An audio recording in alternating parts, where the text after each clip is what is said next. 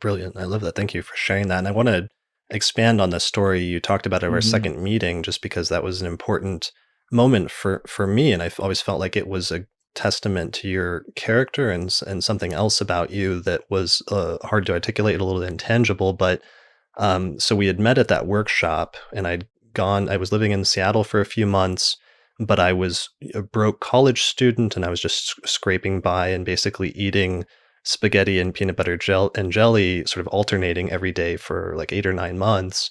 And by the time I showed up to this ESAR conference, I just barely made it there. It was in Chicago at some resort, like in the middle of nowhere. So there was no restaurants or like grocery stores in walking distance, because ESAR has a knack for doing their conferences in the middle of nowhere. And I just showed up there with about $20 in my pocket, which I was somehow supposed to survive on for the course of the next week.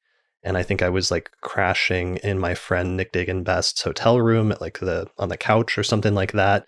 And I had no basically plan for how I was actually going to survive. I just knew I wanted to go to this astrology conference, and I was going to basically starve myself to make it through the week so I could attend some lectures and meet some of these famous astrologers whose books I'd been reading.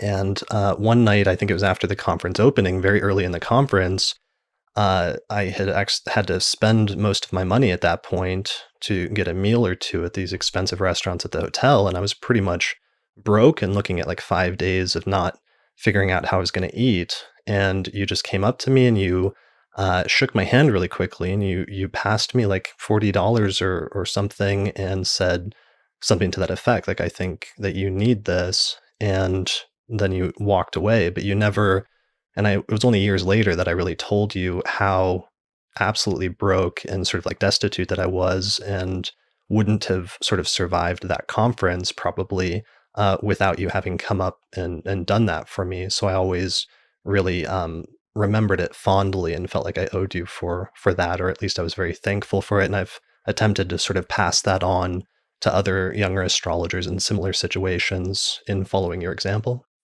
Thank you, sir. Thank you. But I hurried away because I felt that we would be judged, and otherwise I would have stayed and talked with you.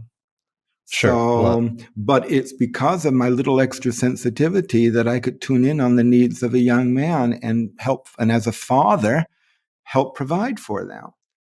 yeah, and I was kind of mystified because I had no idea how you knew sort of intuitively that I was in that sort of situation, but it just Mhm. saved me out of a very difficult situation. And I'm sorry you sort of had to feel that way in terms of the social situation, but it was something I was always grateful for. So thank you. Well, you're very welcome. And my we investment in you and my deeper than we real belief in you has paid off. Look at you.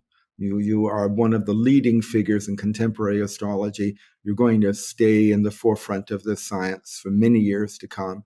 If I may say, without being patronizing, I'm very proud of you. Thank you. Well, thanks for being one of my first teachers. And Mhm.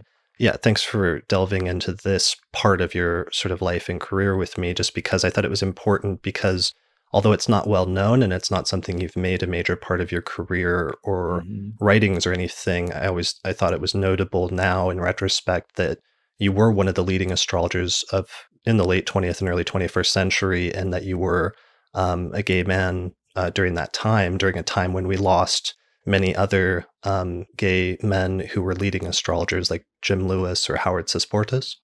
Yes, or Richard Eidemann or Buzz Myers, Right. just to During name a the few. Yeah. AIDS epidemic in the Yes. 1980s and Yes. 1990s. Yes.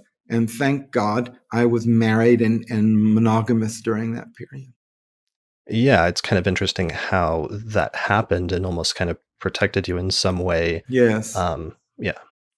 And I might say, my marvelous, handsome, intelligent, lively 20-year-old grandson was just here in Bali.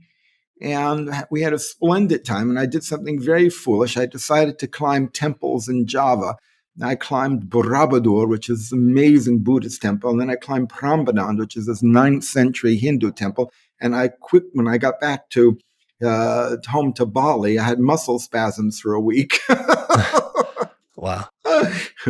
But I had to climb with my grandson, had to get to the top of that mountain. And yeah, it's is still a very interesting and blessed life, Chris. I'm very grateful.